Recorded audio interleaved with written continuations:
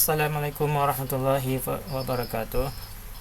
Di pelatihan pintar kali ini, yaitu pelatihan bimbingan perkawinan, kita sudah sampai pada materi menjaga kesehatan reproduksi keluarga bagian 3.24. Setelah kita diberikan materi dari video, kita sudah mengikuti sampai selesai, kita klik selanjutnya, akan muncul tugas untuk mengerjakan 10 soal pilihan ganda. Kita klik mulai mengerjakan.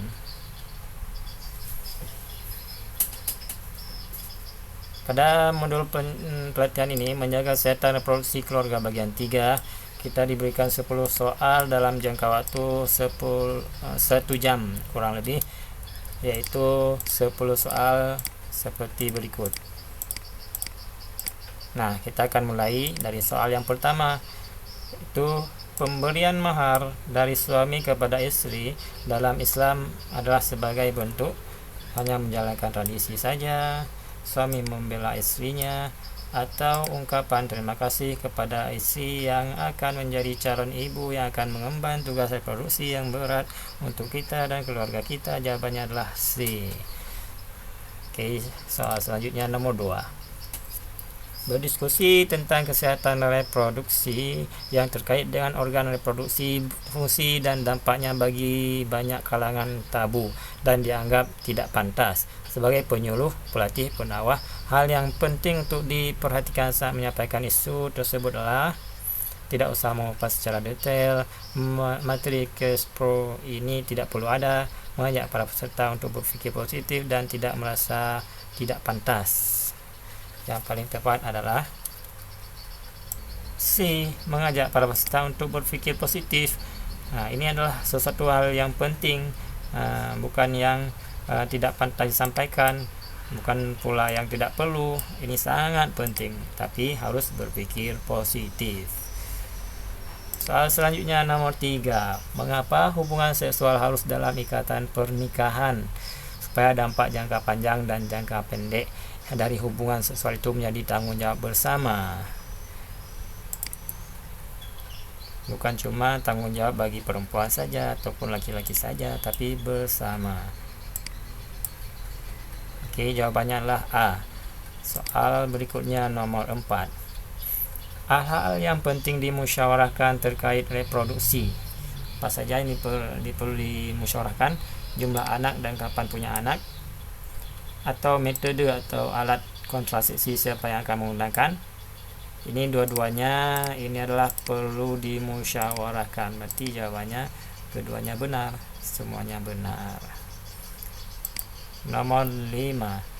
Kesehatan reproduksi adalah kondisi sehat untuk menjalani fungsi dan masa reproduksi secara fisik saja atau mental saja, atau suatu keadaan kondisi fisik, mental, kesehatan sosial merupakan satu kesatuan, bukan hanya bebas dari penyakit atau kedisabilitasan.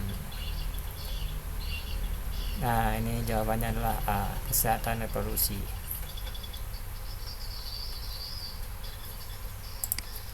Selanjutnya nomor 6, masalah kontrasepsi dalam Islam dengan perspektif kesalingan. Menjarangkan kelahiran itu tidak penting karena hamil itu memang tugas perempuan, sehingga tidak usah memikirkan dampak dari hubungan suami istri. Menentukan metode atau alat kontrasepsi apa yang digunakan penting dimusyawarahkan bersama. Isu kontrasepsi cukup diketahui perempuan saja. Nah, ini masalah kontrasepsi juga harus dimusyawarahkan, saling bermusyawarah antara istri dan suami, bukan cuma untuk perempuan saja, bukan cuma tugas perempuan untuk hamil. Oke, harus dimusyawarahkan. Soal nomor 7, hubungan seksual suami istri dalam Islam. Laki-laki dan perempuan mempunyai hak yang sama dalam menikmati hubungan seksual. Laki-laki dan perempuan mempunyai hak yang sama dalam menikmati hubungan seksual, tapi kepuasan seksual suami perlu diprioritaskan. Seorang istri tidak boleh menolak ajakan suaminya untuk berhubungan badan dalam kondisi apapun. Wah, yang benar ini adalah kedua-duanya kita harus sama-sama menikmati, bukan cuma untuk laki-laki ataupun untuk perempuan saja. Harus saling menikmati. yaitu jawabannya A. Selanjutnya nomor 8, pemahaman hadis. Ibumu 3 kali baru ayahmu 1 kali. Ini mengandung ajaran bagaimana? A. Perintah untuk berbuat baik kepada ayah dan perhatikan ibu dengan beban reproduksinya. Hadis ibumu 3 kali itu 1 kali untuk ayah terkait dengan bagaimana memberikan perhatian dan menemani kepada ibu lebih, karena ibu punya tugas reproduksi. Karena kalau penghormatan itu Islam mengajarkan agar menghormati kedua orang, birrul walidain. Pandangan simpatik melihat hamil dan melahirkan sebagai sesuatu yang menimbulkan kepayahan, lemah berlipat ganda, dan memberi ASI dalam total 30 bulan. Wow, ini adalah dua-duanya baik, dua-duanya benar, yang menyatakan bahwa ibumu itu 3 kali harus diperhatikan dibanding dengan ayahmu.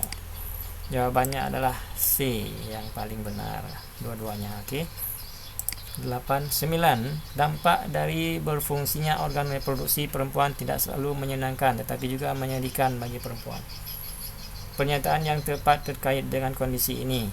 Islam sangat memperhatikan kerentanan perempuan dengan tugas reproduksinya, sehingga suami atau keluarga siaga sangat penting. Tidak penting.